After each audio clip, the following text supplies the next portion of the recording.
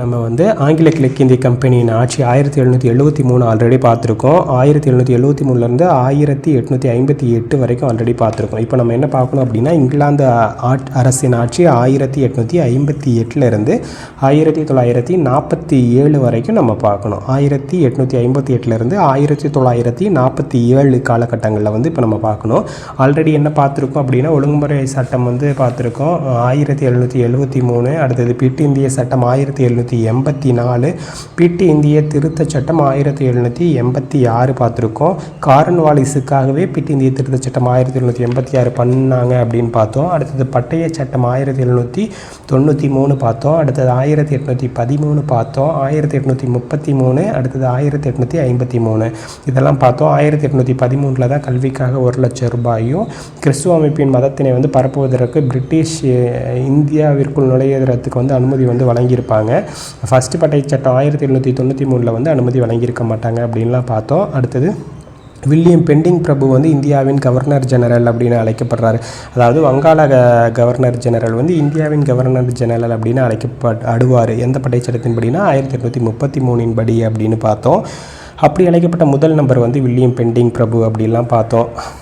இந்த பட்டய சட்டம் 1833 வந்து எதன் அடிப்படையில் உருவாக்கப்பட்டுச்சு அப்படின்னா, 1832ஆம் ஆண்டில் முதல் சீர்திருத்த சட்டம் வந்து இயற்றியிருப்பாங்க கிரே பிரபு காலத்தில். அதன் அடிப்படையில் 1833 பட்டய சட்டம் வந்து கொண்டு வந்தாங்க அப்படின்லாம் பார்த்தோம். இப்போ வந்து என்ன பார்க்கலாம் அப்படின்னா, இந்திய அரசு சட்டம் 1858. இந்திய அரசு சட்டம் 1858. 1858 நவம்பர் 1 நவம்பர் 1858 அலகாபாத்தில் கானிங் பிரபுவினால் வந்து விக்டோரியா பேரரசின் அறிக்கை வந்து வாசிக்கப்பட்டுச்சு. இவ்வறிக்கை இந்திய அரசு சட்டம் 1858 என அழைக்கப்பட்டுச்சு அப்படின்னு சொல்கிறாங்க.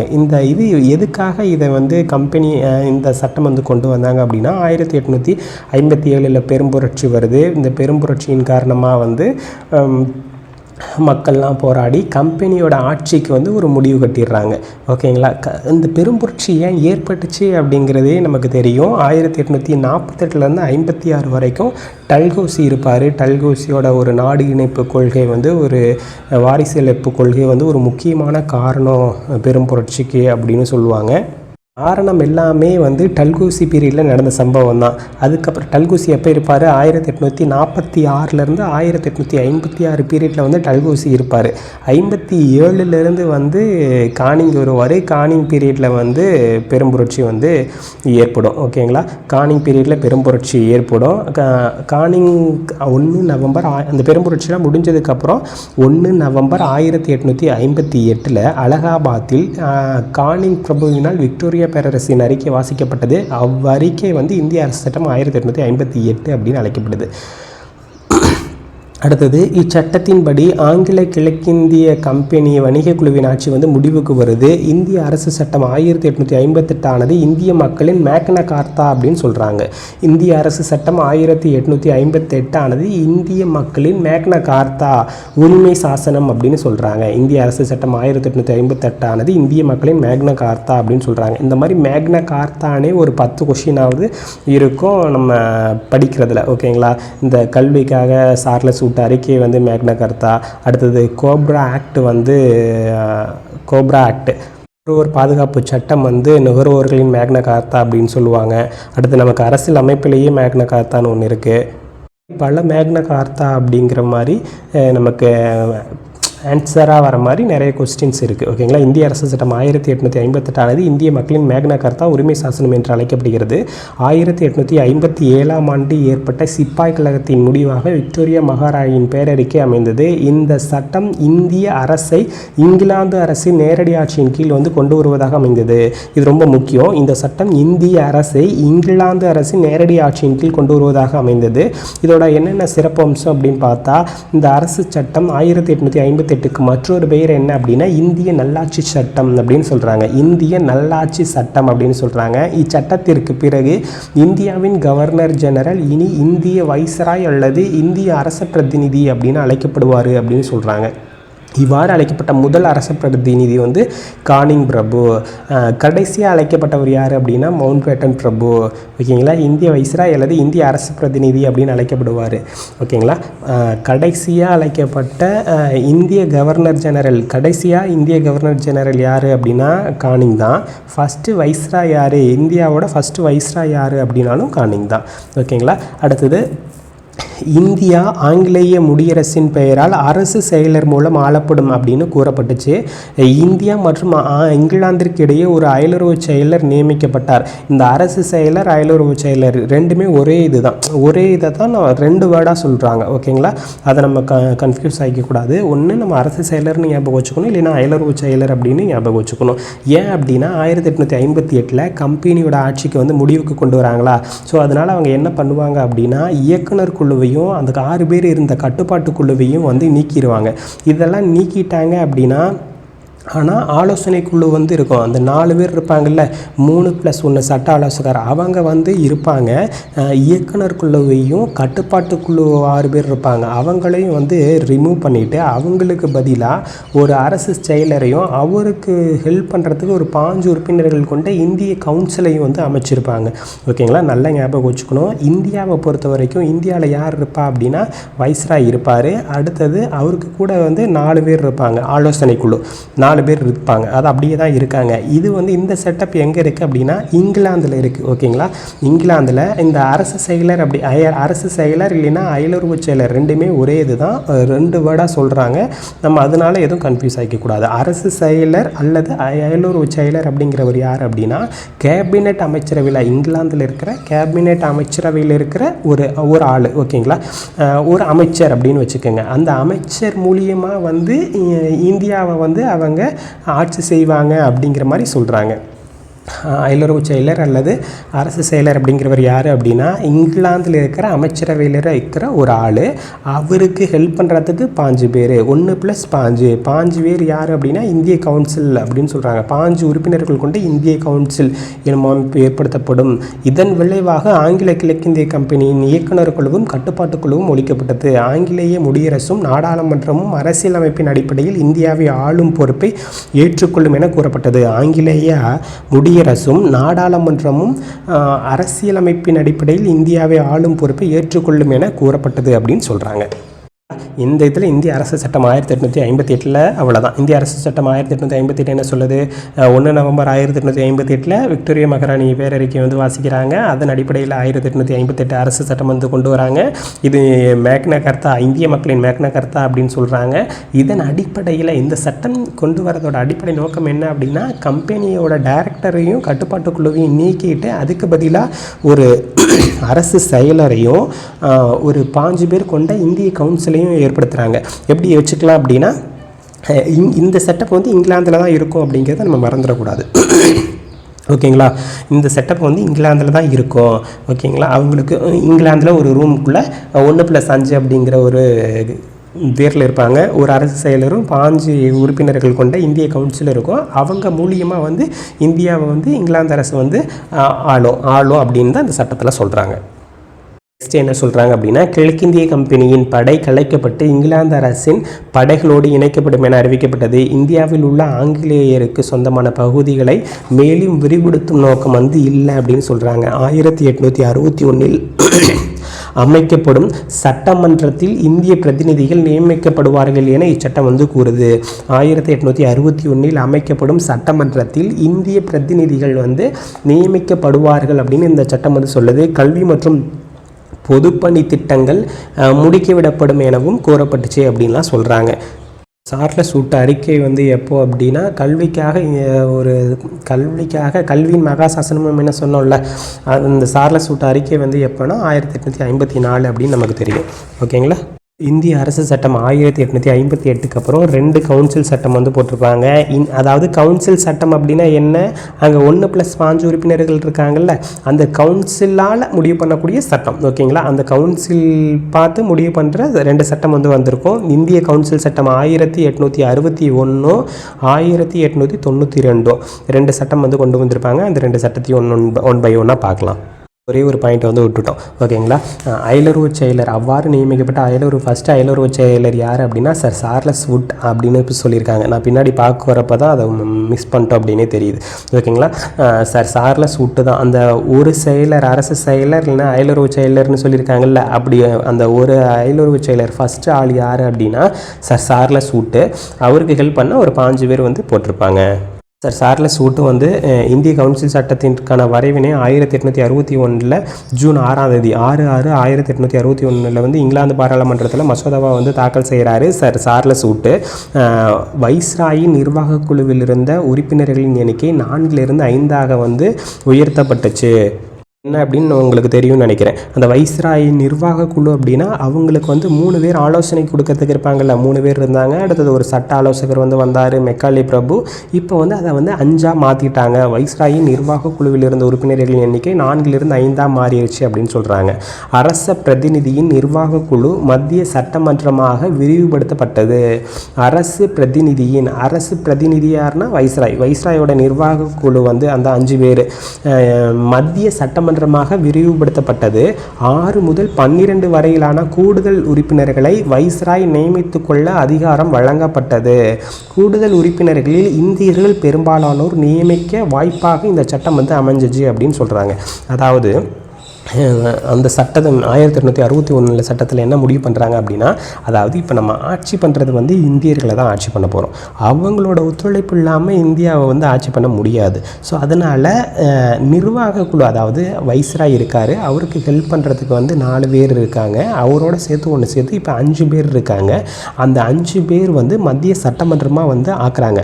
அந்த 5 பேர் மத்திய சட்டமன்றம், அவங்களோட சேர்த்து ஒரு கூடுதல் உறுப்பினர்கள். ஓகேங்களா, அரசு சாராத நபர்கள்.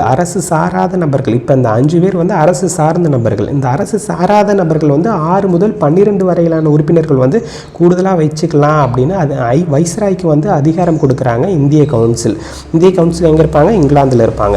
ஓகேங்களா, 6 முதல் 12 வரையிலான உறுப்பினர்களை வந்து வச்சுக்கலாம். அப்படியே நியமிக்கக்கூடிய அந்த 6 முதல் 12 உறுப்பினர்கள் வந்து இந்தியர்கள் வந்து பெரும்பாலும் இருந்தால் தான் இப்போ இந்தியாவுக்கான சட்டத்தை இப்போ அவங்கக்கிட்ட ஆலோசனை கேட்டு நம்ம மேலே ரெக்கமெண்டேஷன் சொல்லலாம். அதுக்கு தகுந்த மாதிரி சட்டங்கள் வந்து உருவாக்குவாங்க.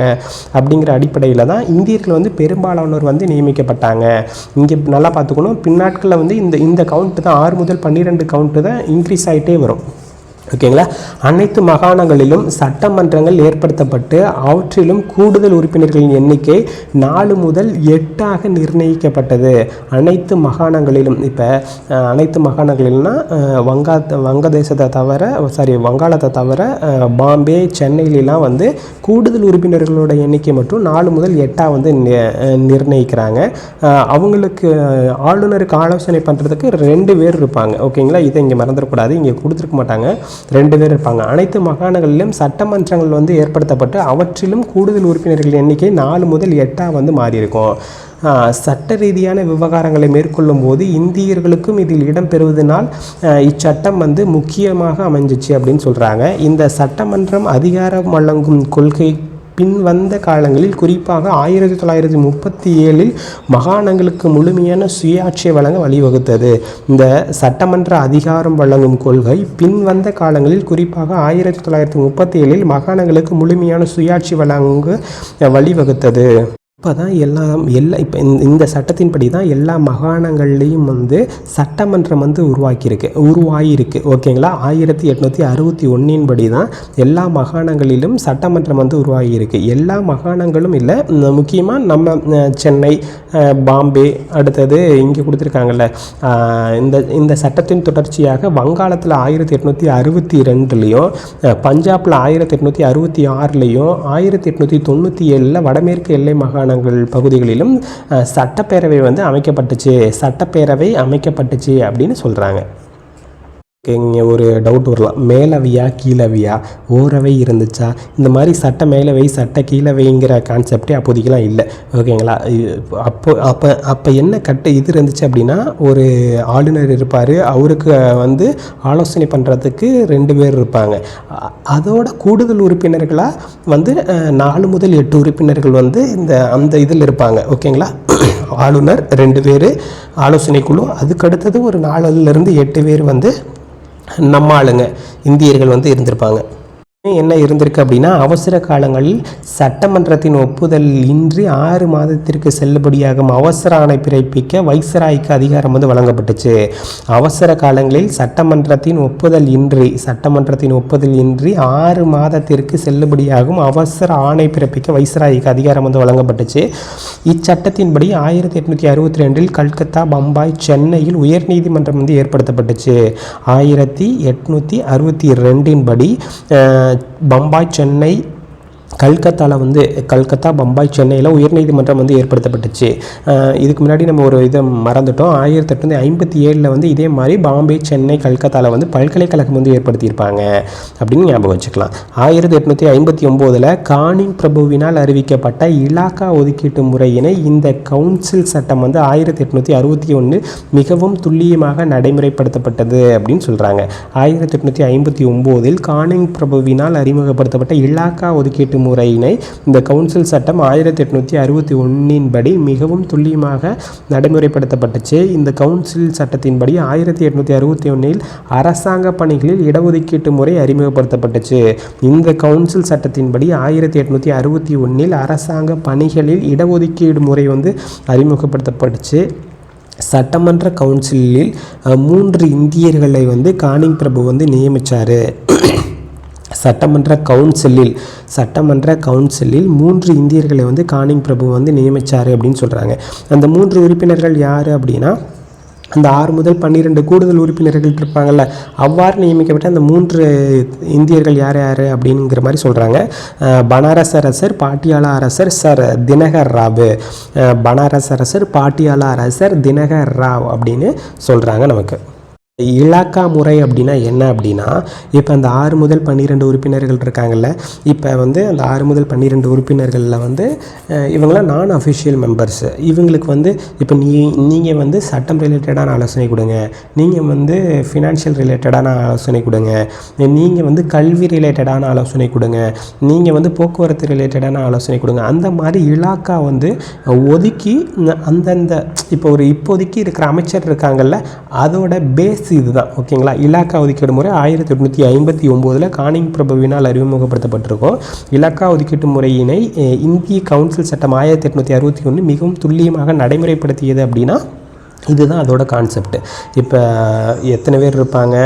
வைஸ்ராய் நிர்வாக குழு, ஆலோசனை கொடுக்கக்கூடிய 4 பேர், அதை வந்து 5 மாற்றுறாங்க. அதை நிர்வாக குழுன்னு இப்போ சொல்கிறாங்க. அவங்க வந்து வைஸ்ராய் கூட இருப்பாங்க. 1+5 வைஸ்ராய் ஒரு ஆள், அப்புறம் நிர்வாக குழுவில் இருக்கிற உறுப்பினர்கள் வந்து 5 பேர். அது இல்லாமல் கூடுதல் உறுப்பினர்கள் 6 முதல் 12 உறுப்பினர்கள் வந்து நியமிச்சுக்கலாம் அப்படின்னு சொல்கிறாங்க. அந்த கூடுதல் உறுப்பினர்களில் தான் இந்தியர்களை வந்து நியமிக்கிறாங்க. அப்படி நியமிக்கப்பட்ட 3 பேர் தான் தினகர் ராவ், பனாரஸ் அரசர், பாட்டியாலா அரசர். இது வந்து மத்திய அரசு, மாநில அரசு. இப்போ இதை வந்து எப்படி இந்த 1861 எப்படி புரிஞ்சுக்கலாம் அப்படின்னா, இப்போ மத்திய அரசு இருக்குல்ல, இப்போ மோடிஜி இருக்கார், மோடிஜிக்கு கூட அமைச்சர்கள் இருக்காங்க. இங்கே வந்து சிஎம் இருக்கார், ஆளுநருக்கு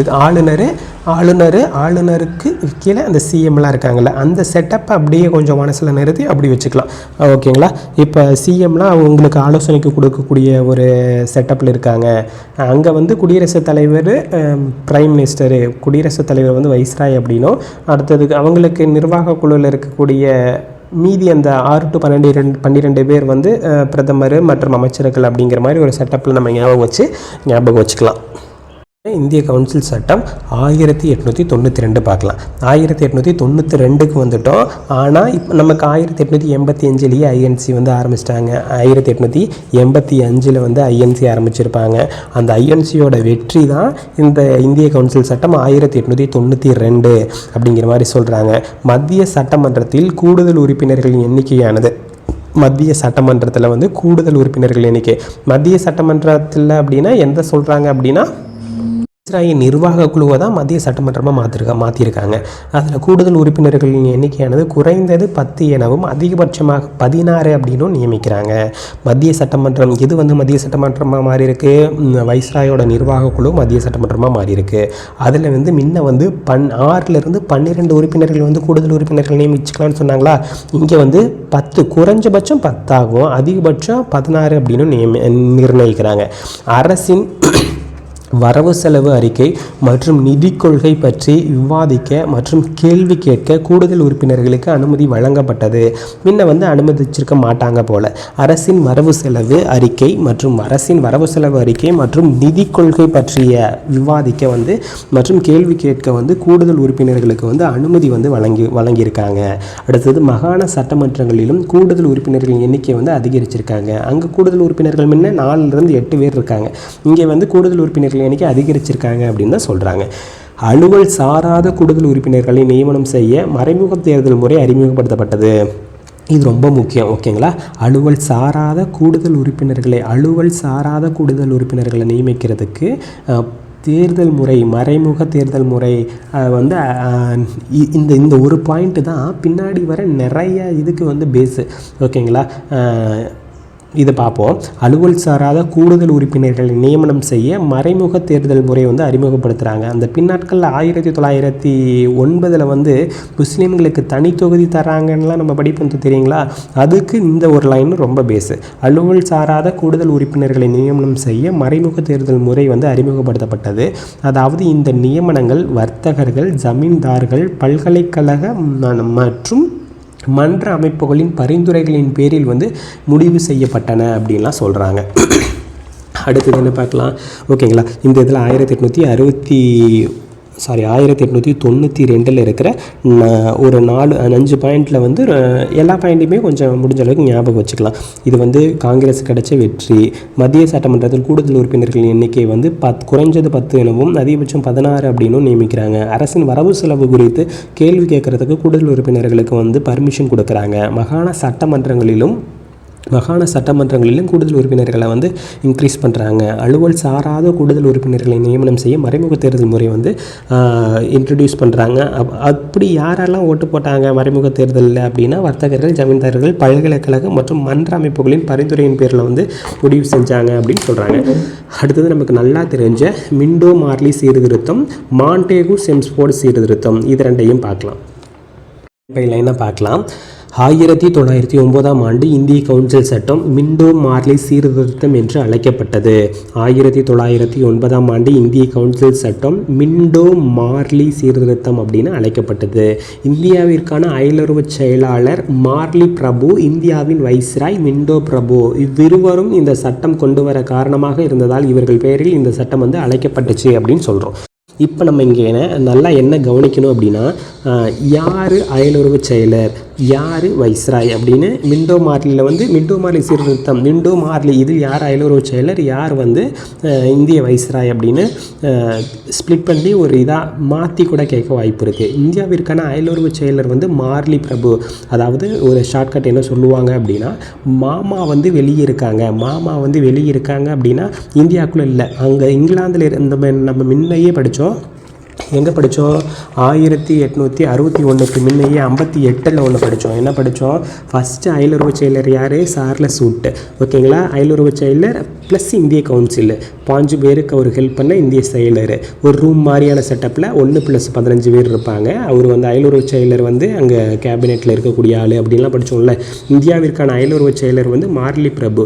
இங்கே வந்து மிண்டோ மார்லியில் மார்லி வந்து அயலுறவு செயலர், மாண்டேகு செம்ஸ்ஃபோர்டில் வந்து மாண்டேகு வந்து அயலுறவு செயலர். இதைத்தான் மாமா மார்லி மாண்டேகு. மாமா வந்து வெளியுறவு செயலர், அயலுறவு செயலர் அப்படிங்கிற மாதிரி நம்ம ஷார்ட்கட் வச்சுக்கலாம். மாமா வந்து வெளியே இருக்கார். இந்திய வைஸ்ராய் மிண்டோ பிரபு. ஓகேங்களா? இந்த அயலுறவு செயலருங்கிற கான்செப்ட் புரியுதில்ல? அங்கே வந்து அயலுறவு செயலர் மூலிமா நாங்கள் இந்தியாவை வந்து ஆட்சி செய்வோம் அப்படின்னு சொன்னாங்களா 58. ஸோ அதுதான் இது.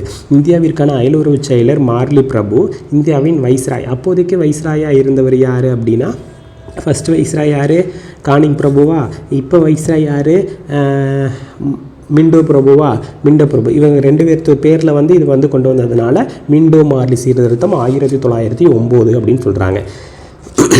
ஓகேவா? இதுதான் இந்த 2 லைனு. அடுத்தது சட்டத்தின் சிறப்புகள் என்னென்ன சொல்கிறாங்க?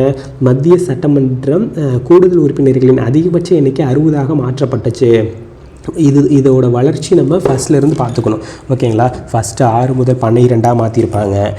அதாவது 6லேருந்து 12 கூடுதல் உறுப்பினர்கள். அடுத்தது 10லேருந்து 16 கூடுதல் உறுப்பினர்கள். இப்போ 16 இருந்தது வந்து அதிகபட்சம் 60 மாற்றிருக்காங்க.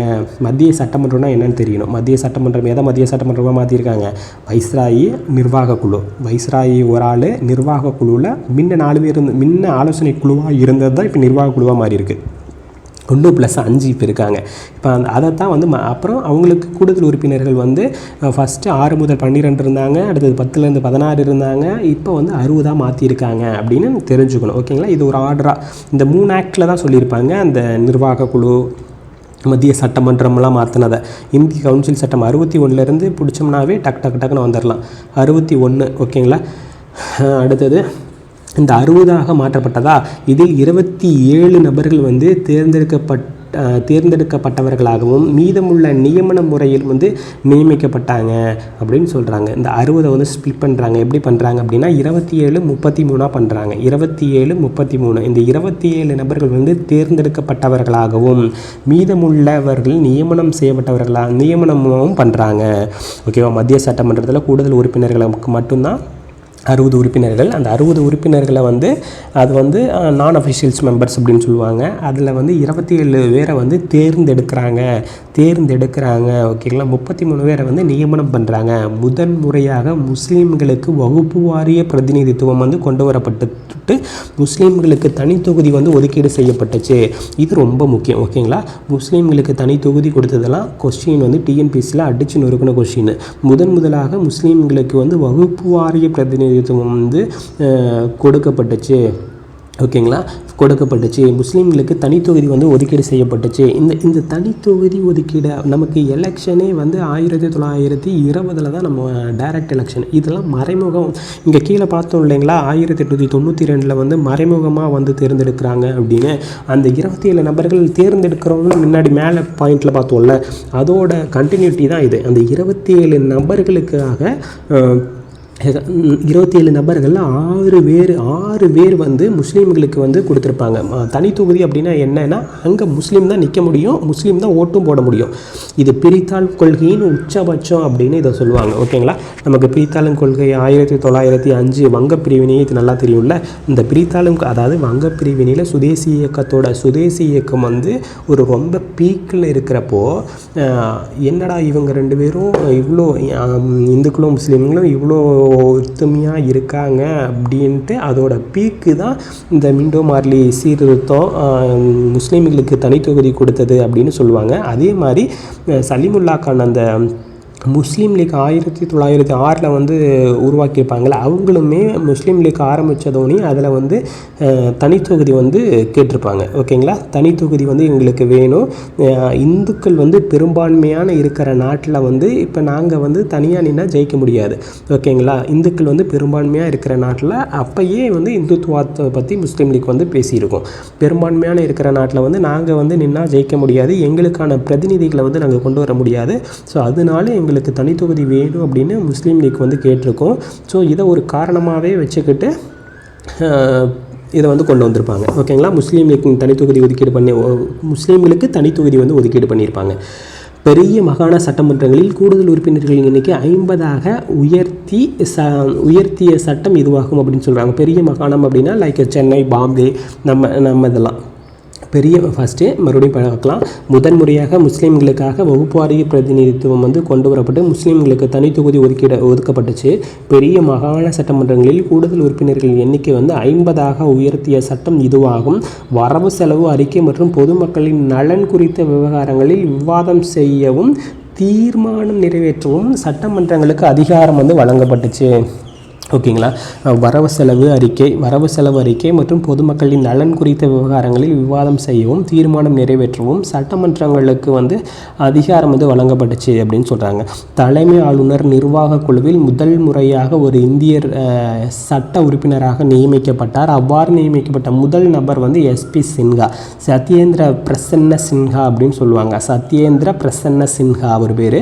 சத்யேந்திர பிரசன்ன சின்ஹா அவரு தான் அந்த நிர்வாக குழு அப்படிங்கிறது எதுன்னு தெரியுதில்ல. ஃபஸ்ட்டு நிர்வாக குழுவில் ஆலோசனை குழுவில் மொத்தம் 4 பேர் இருந்தாங்களா, அதில் ஒரு சட்ட உறுப்பினர் இருந்தாரா, அந்த ஆலோசனை குழுவில் அதுக்கப்புறம் நிர்வாக குழுன்னு பேர் மாற்றி அதை 5ஆக மாற்றினாங்களா, அதுதான் நிர்வாக குழு. ஒரு வைஸ்ராய் 5 பேர் கொண்ட நிர்வாக குழுவில் ஒரு இந்தியர், முன்னெல்லாம் ஆங்கிலேயர்கள் தான் இருப்பாங்க ஓகேங்களா.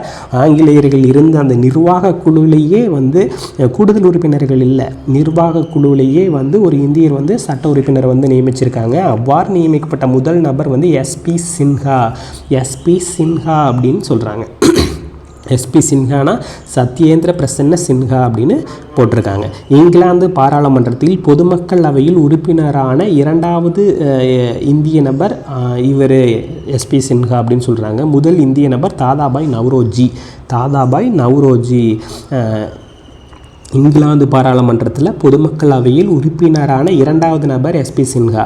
அதே மாதிரி ஒரு ஆளுநர் நிர்வாக குழுவில் முதல் முறையாக ஒரு இந்தியர் சட்ட உறுப்பினராக நியமிக்கப்படுறாரு. அவ்வாறு நியமிக்கப்பட்ட முதல் நபர் எஸ்பி சின்ஹா. 1909 பீரியட் காலகட்டங்கள் ஓகேங்களா. இங்கிலாந்தில் இருந்த அடுத்தது கீழே பார்க்கலாம்.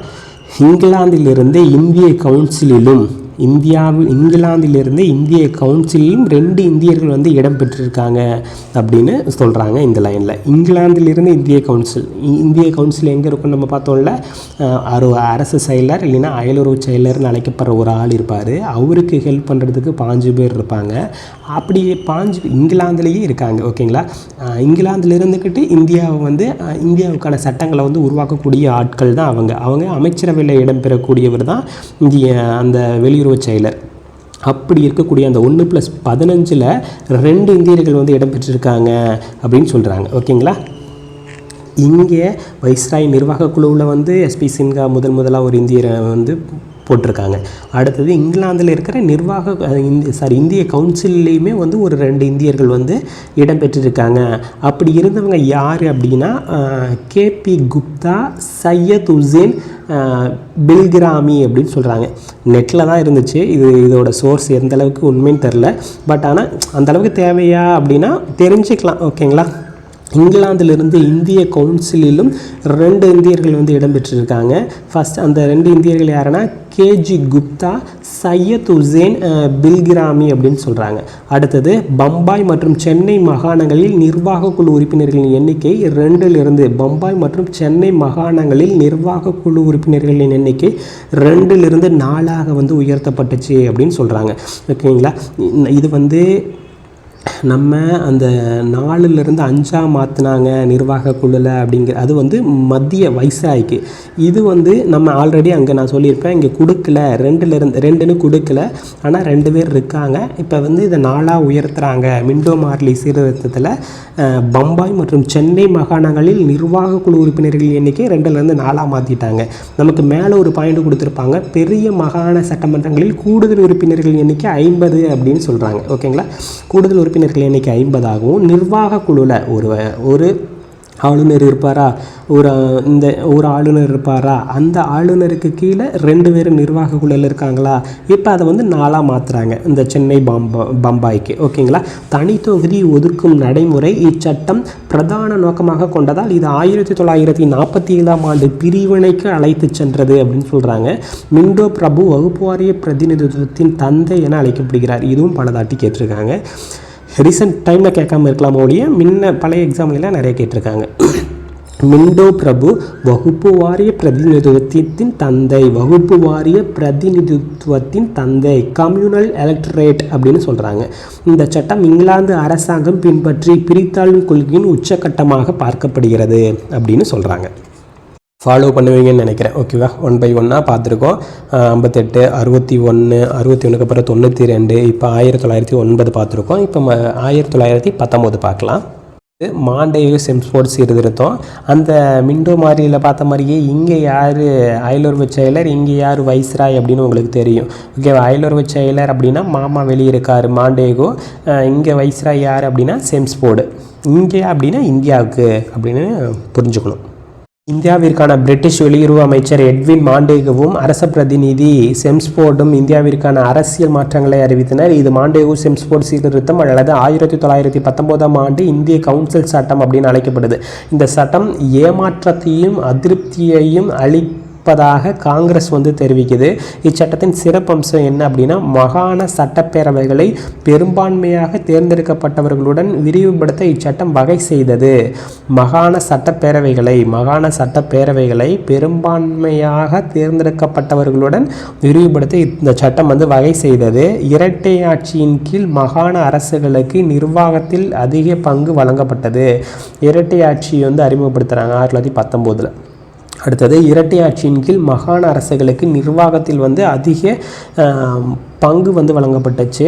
சட்டம் ஒழுங்கு, நிதி போன்ற முக்கியமான துறைகள் வந்து ஆங்கிலேயருக்கு ஒதுக்கீடு செய்யப்பட்டு அவர்கள் அனைவரும் ஆளுநரின் நேரடி கட்டுப்பாட்டின் கீழ் வந்து வந்தனர். சட்டம் ஒழுங்கு, நிதி போன்ற முக்கியமான துறைகள் ஆங்கிலேயருக்கு ஒதுக்கீடு செய்யப்பட்டு அவர்கள் அனைவரும் ஆளுநரின் நேரடி கட்டுப்பாட்டின் கீழ் வந்தனர். இத்துறைகள் ஒதுக்கப்பட்ட துறைகள் என அழைக்கப்பட்டன. இரட்டை ஆட்சியின் கீழ் மாகாண அரசுகளுக்கு நிர்வாகத்தில் அதிக பங்கு வந்து வழங்கப்பட்டுச்சு. சட்டம் ஒழுங்கு, நிதி போன்ற முக்கியமான துறையில் ஆங்கிலேயருக்கு ஒதுக்கீடு செய்யப்பட்டு அவர்கள் அனைவரும் ஆளுநரின் நேரடி கட்டுப்பாட்டின் கீழ் வந்தனர் அப்படின்னு சொல்கிறாங்க. இத்துறைகள் ஒதுக்கப்பட்ட துறைகள் என அழைக்கப்பட்டன. அடுத்தது, சுகாதாரம், கல்வி, உள்ளாட்சி போன்ற இதர துறைகள் இந்திய பிரதிநிதிகளுக்கு வந்து மாற்றப்பட்டன. இத்துறைகள் அனைத்தும் மாற்றப்பட்ட துறைகள் என அழைக்கப்பட்டன. ஆங்கிலோ இந்தியர்கள், சீக்கியர்கள் மற்றும் கிறிஸ்துவர்களும் தனித்தொகுதி வழங்கப்பட்டது. ஆங்கிலோ இந்தியர்கள், சீக்கியர்கள் மற்றும் கிறிஸ்துவர்களுக்கும் தனித்தொகுதி வழங்கப்பட்டது. இதை நம்ம மறுபடியும் பார்க்கலாம். ஓகேங்களா? மத்தியில் 2 அவைகள் கொண்ட சட்டமன்றம் ஏற்படுத்தப்பட்டது. அவை மாநிலங்களவை, சட்டப்பேரவை என்று அழைக்கப்பட்டன. மத்திய சட்டப்பேரவையில் இருந்த 144 மொத்த உறுப்பினர்களில் 41 உறுப்பினர்கள் நியமன உறுப்பினர்கள் ஆவர். மத்திய சட்டப்பேரவையில் இருந்த 144 மொத்த உறுப்பினர்களில் 41 உறுப்பினர்கள் நியமன உறுப்பினர்கள். மாநிலங்களவை என அழைக்கப்படும் சட்ட மேலவையில் மொத்தம் இருந்த 60 உறுப்பினர்களில் 26 நபர்கள் வந்து நியமன உறுப்பினர்கள் ஆவர். 26 உறுப்பினர்கள் வந்து நியமன உறுப்பினர்கள். இந்தியாவிற்கான அயலுறவு செயலர் மற்றும் அவரது உதவியாளர்களின் ஊதியம் இனி பிரிட்டிஷ் வருவாயிலிருந்து அளிக்கப்படும் என குறிப்பிட்டது. லண்டனில் இந்தியாவிற்கான உயர் ஆணையர் ஒருவர் நியமிக்கப்பட்டார். தூதர் வந்து நியமிச்சிருக்காங்க. முதலாக தேர்தல் ஆணையம் வந்து அமைக்கப்பட்டு நேரடி தேர்தல் முறை நடைமுறைக்கு கொண்டு வரப்பட்டுச்சு. முதலாக நமக்கு 1920 தானே எலெக்ஷன் அப்படின்னு தெரியும்ல. ஃபர்ஸ்ட் எலெக்ஷன் 1920 தான். முதலாக தேர்தல் ஆணையம் வந்து அமைக்கப்பட்டு நேரடி தேர்தல் முறை நடைமுறைக்கு கொண்டு வரப்பட்டது. நேரடி தேர்தல் முறையில் கல்வி, வரி, சொத்துரிமை அடிப்படையில் சில குறிப்பிட்ட மக்களுக்கு வந்து வாக்குரிமை அளிக்கப்பட்டுச்சு. இச்சட்டத்தின் மூலம் பணியாளர் தேர்வாணையம் நிறுவப்பட்டது. 1926 குடிமை பணியாளர்களை தேர்ந்தெடுக்க மத்திய பணியாளர் தேர்வாணையம் அமைக்கப்பட்டுச்சு. இச்சட்டத்தின் மூலம் பணியாளர் தேர்வாணையம் நிறுவப்பட்டது. 1926 குடிமை பணியாளர்களை தேர்ந்தெடுக்க மத்திய பணியாளர் தேர்வாணையம் அமைக்கப்பட்டுச்சு. இந்த சட்டம் மத்திய பட்ஜெட்டிலிருந்து மாகாண பட்ஜெட்டுகளை தனியாக அமைக்க வழிவகை செய்தது. மேலும் மாகாண பட்ஜெட்டை மாகாண சட்டமன்றம் இயற்ற அதிகாரம் வழங்கப்பட்டது. 10 ஆண்டு சட்ட அமலாக்கத்திற்கு பிறகு இதன் செயல்பாடுகளை ஆய்வு செய்து அறிக்கை வழங்க வேண்டும் என குறிப்பிடப்பட்டது. அதுக்காக வந்தது தான் சைமன் கமிஷன். ஓகேங்களா? 1929 அந்த சட்டத்தை வந்து மறுபடியும் திருத்தணுங்கிறதுக்காக வந்தது தான் சைமன் கமிஷன். மறுபடியும் நம்ம மாண்டேகு செம்ஸ்ஃபோர்டு சீர்திருத்தம் 1919 வந்து பார்க்கலாம். ஓகேங்களா? ஏன் பார்க்குறோம் அப்படின்னா, முன்ன வாசிச்சுட்டு போயிருக்கோம். இப்போ மறுபடியும் ஏதாவது கிளாரிஃபிகேஷன் கிடைக்குமா அப்படிங்கிற மாதிரி பார்க்கலாம்.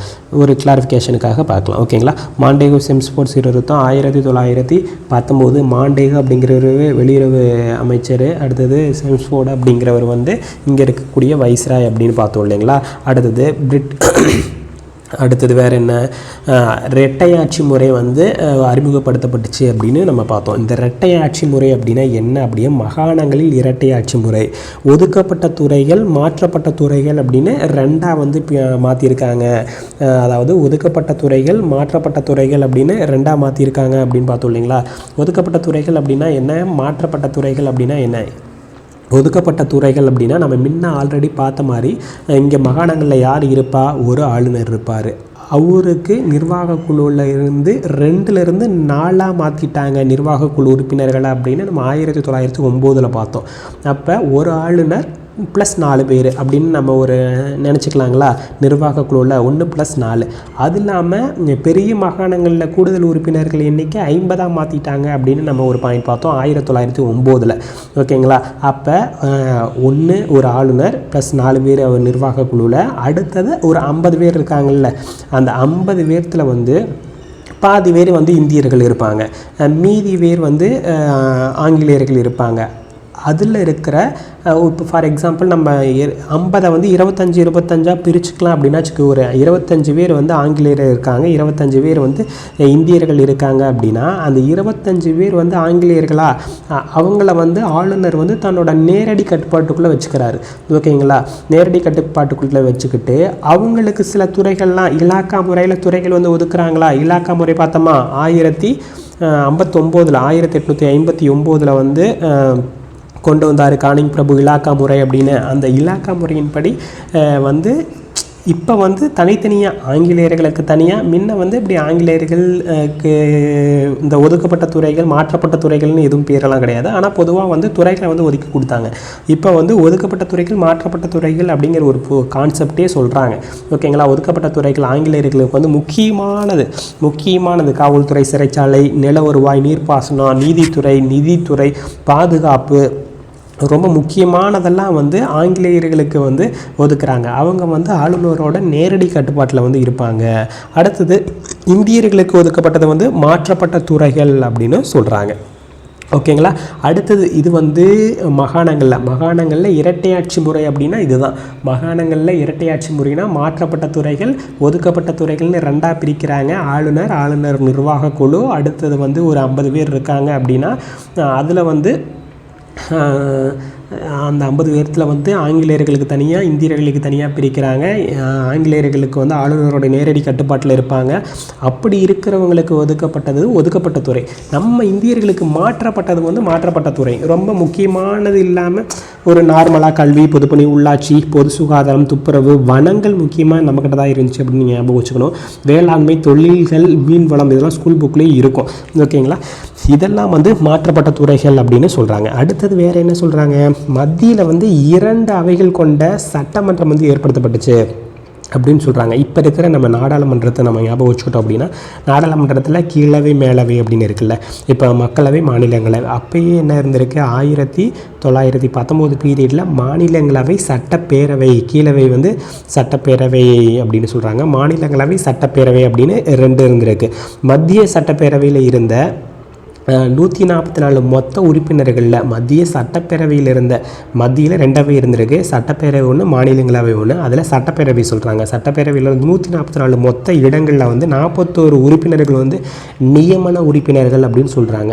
144 மொத்த உறுப்பினர்கள், 41 உறுப்பினர்கள் வந்து நியமன உறுப்பினர்கள் அப்படின்னு சொல்கிறாங்க. அதே மாதிரி மாநிலங்களவையில் 60 உறுப்பினர்களில் 26 நபர்கள் வந்து நியமன உறுப்பினர்கள், 60 உறுப்பினர்களில் 26 உறுப்பினர்கள் வந்து நியமன உறுப்பினர்கள் அப்படின்னு சொல்கிறாங்க. மீதி இருக்கவங்களை எப்படி தேர்ந்தெடுத்தாங்க அப்படின்னா நேரடி தேர்தல் முறையில் தான். இப்போ வந்து மாநிலங்களவையில் வந்து மறைமுக தேர்தல் நடக்குதுல்ல, நம்ம எம்எல்ஏஸ்லாம் ஓட்டு போட்டு அங்கே போகிறாங்கல்ல, அப்போ அப்படிலாம் நடக்கலை அப்படிங்கிறத நம்ம புரிஞ்சுக்கணும் ஃபஸ்ட்டு. ஓகேங்களா? அதுக்குமே மாநிலங்களவைக்கும் மீதி இருக்கிற நபர்களுக்கு வந்து நியமன உறுப்பினர்கள் போக மீதி இருக்கிற நபர்களுக்கு வந்து நேரடி தேர்தல் முறை தான் நடந்திருக்கு. 144ல் 41 போச்சுன்னா 103. ஓகேங்களா? அந்த 103 உறுப்பினர்களுக்கு நேரடி தேர்தல் முறை தான் நடந்திருக்கு.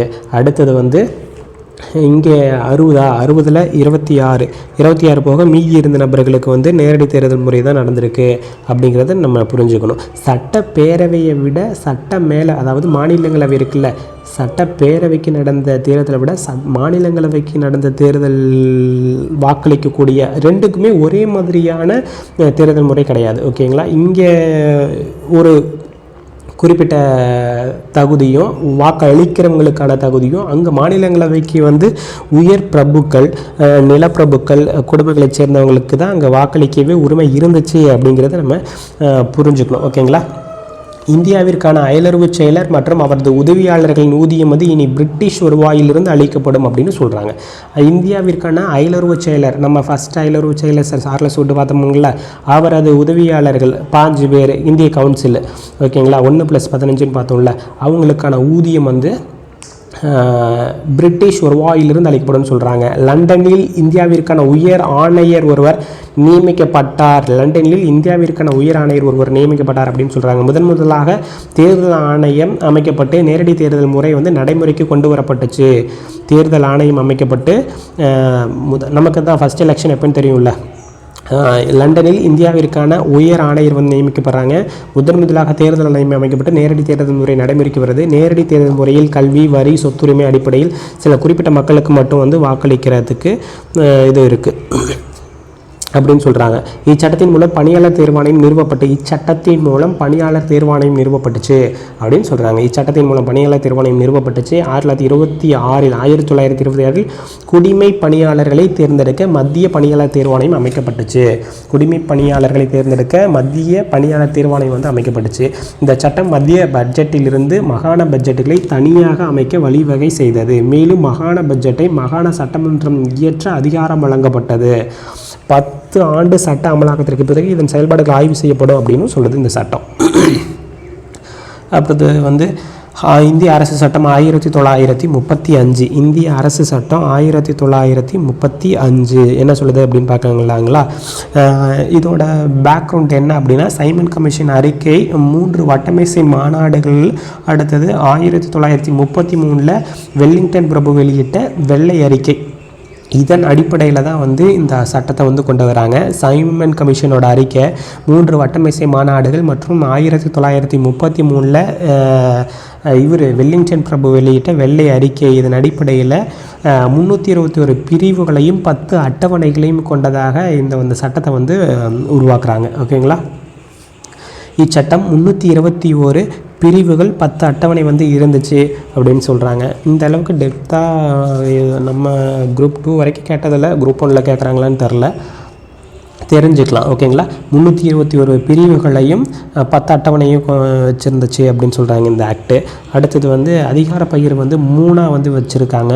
பிரிட்டிஷ் இந்தியாவில் இருந்த சுதேசி அரசுகள் மற்றும் மாகாணங்கள் அடங்கிய கூட்டாட்சி ஒன்றினை மத்தியில் உருவாக்க இந்த சட்டம் வந்து வழிவகுத்தது. பிரிட்டிஷ் இந்தியாவில் இருந்த சுதேசி அரசுகள் மற்றும் மாகாணங்கள் அடங்கிய கூட்டாட்சி ஒன்றினை மத்தியில் உருவாக்க இந்த சட்டம் வந்து வழிவகை செய்தது. மத்திய அரசின் அதிகாரங்கள் 3 பட்டியல்களாக வந்து பிரிக்கப்பட்டுச்சு அப்படின்னு சொல்கிறாங்க.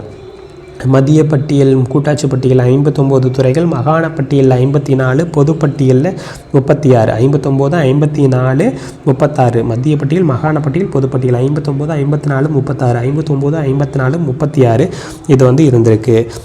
மத்தியில் இரட்டையாட்சி கொண்டு வரப்பட்டது. ஒதுக்கப்பட்ட துறைகள் அனைத்தும் தலைமை ஆளுநர் மற்றும் அவரது நிர்வாக குழுவின் கட்டுப்பாட்டில் இருந்தன. மாற்றப்பட்ட துறைகள் அனைத்தும் அமைச்சரவையின் பொறுப்பில் விடப்பட்டன. மத்தியில் இரட்டையாட்சி வந்து கொண்டு வரப்பட்டுச்சு.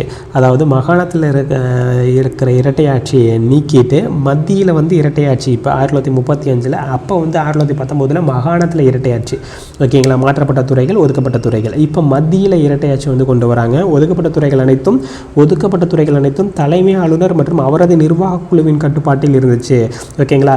இங்கேயே ஒதுக்கப்பட்ட துறைகளை யார் பார்த்தாங்க அப்படின்னா ஆளுநர் மற்றும் அவர்களுக்கு கண்ட்ரோலில் இருக்க ஆங்கிலேயர்கள் தான். ஆங்கிலேயருக்கு ஒதுக்கப்பட்ட துறைகள், நமக்கு தான் மாற்றப்பட்ட துறைகள். ஸோ அதை வந்து அனைத்தும் அமைச்சரவையின் பொறுப்பில் வந்து விடப்பட்டுச்சு அப்படின்னு சொல்கிறாங்க. ஓகேங்களா? அடுத்தது, அனைத்து மாகாணங்களிலும் இரட்டையாட்சி ஒழிக்கப்பட்டு மாகாண சுயாட்சி அறிமுகப்படுத்தப்பட்டது. இது ரொம்ப முக்கியம், இதுவும் பல தாட்டி போட்டிருக்காங்க. ஓகே, அனைத்து மாகாணங்களிலும் இரட்டையாட்சி ஒழிக்கப்பட்டு மாகாண சுயாட்சி வந்து அறிமுகப்படுத்தப்பட்டுச்சு அப்படின்னு சொல்கிறாங்க. அடுத்தது, சென்னை, பம்பாய், பீகார், வங்காளம், அஸ்ஸாம் மற்றும் ஒருங்கிணைந்த மாகாணம் போன்ற 6 மாகாணங்களில் 2 அவைகளை கொண்ட சட்டமன்றங்கள் ஏற்படுத்தப்பட்டுச்சு. 2 அவை கொண்ட சட்டமன்றம். முன்ன வந்து ஒரே ஒரு இதுதான் இருக்கும், ஆளுநர் இருப்பார், அடுத்தது அவருக்கு நிர்வாக குழு இருக்கும், அடுத்தது கூடுதல் உறுப்பினர்கள் இருப்பாங்க. இங்கே வந்து 1919 தான் சென்னை, பாம்பே, அடுத்தது வங்காளம், பீகார், அஸ்ஸாம் மற்றும் ஒருங்கிணைந்த மாகாணம் போன்ற 6 மாகாணங்களில் 2 அவைகள் கொண்ட சட்டமன்றங்கள் ஏற்படுத்தப்பட்டுச்சு அப்படின்னு 1919 நம்ம ஞாபகம் வச்சுக்கணும். ஓகேங்களா. அடுத்தது ஒரு தலைமை நீதிபதி 6 நீதிபதிகளை கொண்ட கூட்டாட்சி நீதிமன்றம் ஒன்று டெல்லியில் நிறுவப்பட்டுச்சு. எப்போ அப்படின்னா 1 அக்டோபர் 1937. இந்த ஏப்ரலில் இல்லைன்னு நினைக்கிறேன். இது 1 அக்டோபர் 1937 நிறுவப்பட்டுச்சு அப்படின்னு சொல்கிறாங்க. இதை கொஞ்சம் இந்த டேட்டா மட்டும் கொஞ்சம் வெரிஃபை பண்ணிக்கோங்க. 1/4/1937 அப்படின்னு இருந்துச்சுன்னா அது 1/10/1937 நான் நினைக்கிறேன். நான் எழுதியிருக்கேன் சைடில், ஸோ அதை வச்சு சொல்கிறேன். இதன் முதல் தலைமை நீதிபதி சர் மௌரிஸ் கியர் ஆவார். ஒரு தலைமை நீதிபதி 6 நீதிபதிகளை கொண்ட கூட்டாட்சி நீதிமன்றம் வந்து டெல்லியில் வந்து ஏற்படுத்துகிறாங்க. கூட்டாட்சி நீதிமன்றம் வந்து டெல்லியில் ஏற்படுத்துகிறாங்க. இதன் முதல் தலைமை நீதிபதி சர் மௌரிஸ் கியர் 37 முயல் கியர்.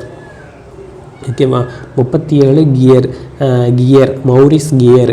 தாழ்த்தப்பட்ட வகுப்பினர், பெண்கள் மற்றும் தொழிலாளர்கள் என்றவாறு வகையிடப்பட்டு வகுப்புவாரி பிரதிநிதித்துவ கொள்கை அறிமுகப்படுத்தப்பட்டது. தாழ்த்தப்பட்ட வகுப்பினர், பெண்கள் மற்றும் தொழிலாளர்கள் என்றவாறு வகை பிரிக்கப்பட்டு வகுப்புவாரி பிரதிநிதித்துவம் கொள்கை வந்து அறிமுகப்படுத்தப்பட்டது. மொத்த மக்கள் தொகையில் 10% மக்கள் வந்து வாக்களிக்கும் உரிமை வந்து அளிக்கப்பட்டிருந்துச்சு.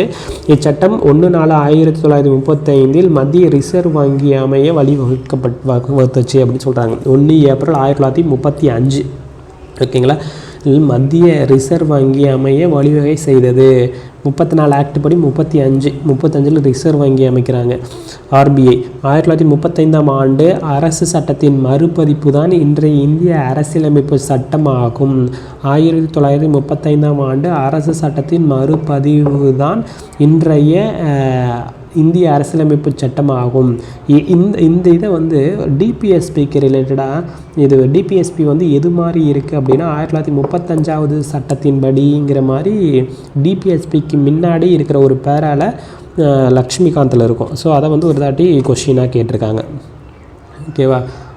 டிபிஎஸ்பி வந்து எது மாதிரி இருக்குது அப்படின்னா 1935ஆவது ஆண்டு சட்டத்தின்படி இருக்குங்கிற மாதிரி ஒரு அந்த சாராம்சத்தில் ஒரு கொஷின்.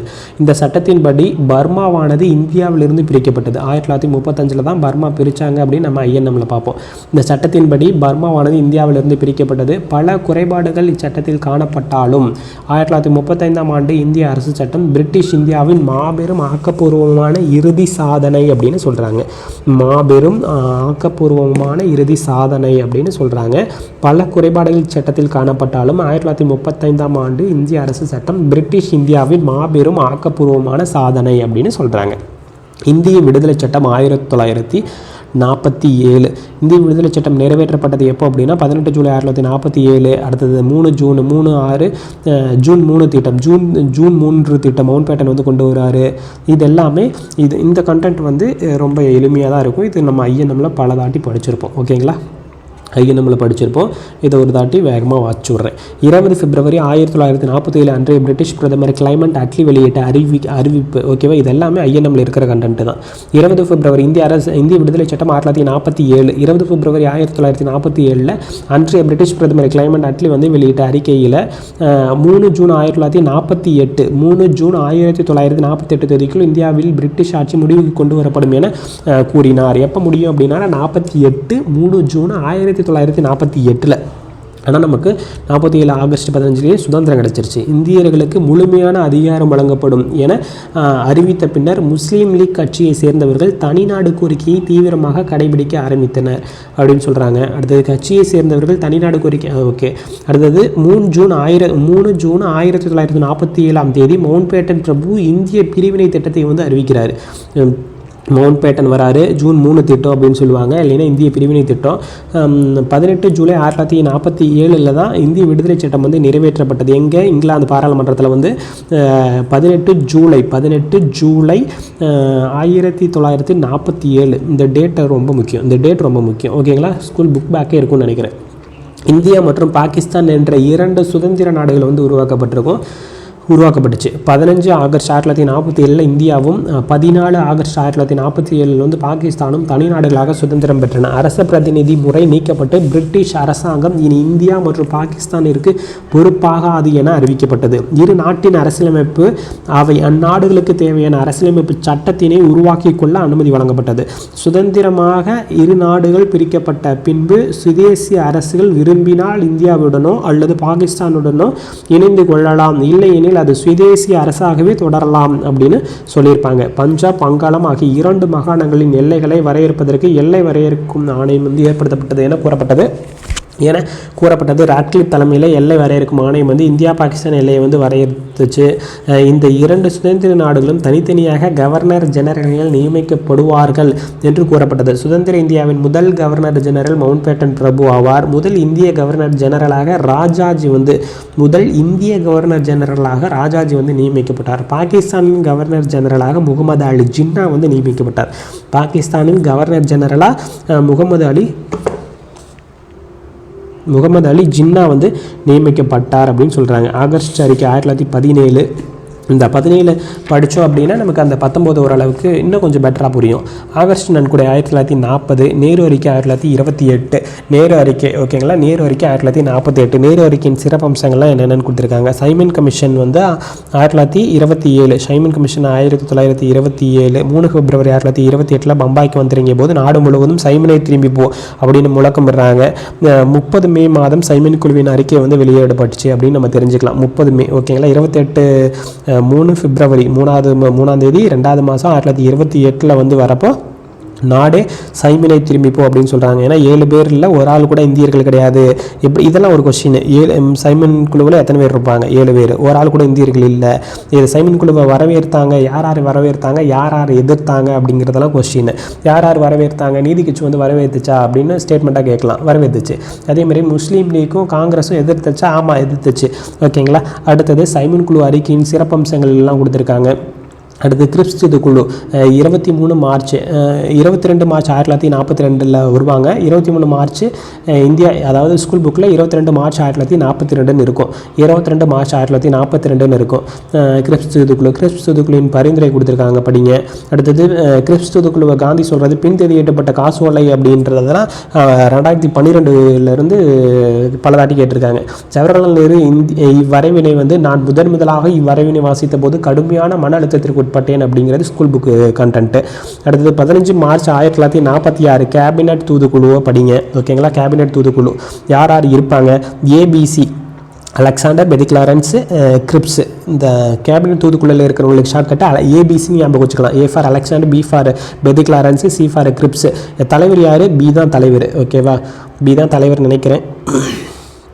பெதிக்லாரன்ஸ், ஆமாம் பெதிக்லாரன்ஸ் தான் தலைவர், பி தான் தலைவர். அடுத்தது கேபினட் தூதுக்குழுவின் பரிந்துரைகள்லாம் கொடுத்துருக்காங்க. கேபினட் தூதுக்குழு இதெல்லாம் படிங்க. படித்து ஓரளவுக்கு கொஷின் கேட்பாங்க. ஐஎன்எம்மில் படிப்போம். இதை நம்ம இங்கேயும் ஒரு தாட்டி நல்லா படிச்சுக்கணும் அப்படின்னா ஒரு நல்ல புரிதல் இருக்கும். ஓகேங்களா. அடுத்தது இந்த முக்கியமாக வந்து இந்த இடைக்கால அரசாங்கத்தை குறைஞ்சது முடிஞ்ச அளவுக்கு மனப்பாடம் பண்ணிக்கிங்க. கல்வி மற்றும் கலையில் வந்து ராஜகோபாலாச்சாரியார்